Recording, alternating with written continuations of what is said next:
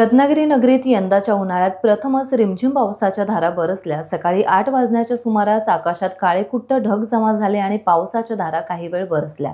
त्यामुळे रस्त्यावरील नागरिक आणि दुचाकीधारकांची तारांबळ उडाली। लोक निवाऱ्याला धावताना दिसले। गेले 2 दिवस पावसाचं वातावरण आता दिसून येत आहे। गेल्या 2 रात्री पडलेल्या पावसाने उकाड्याने त्रस्त असलेल्या नागरिकांना काहीसा दिलासा मिळाला।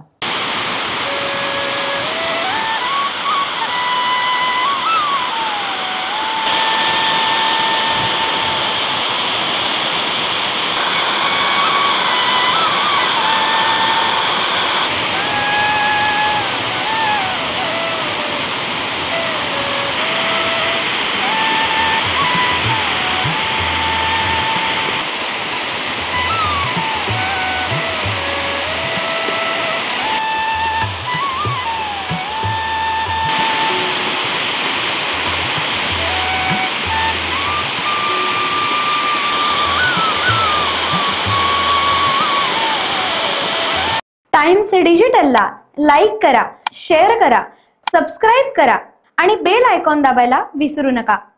Times digital.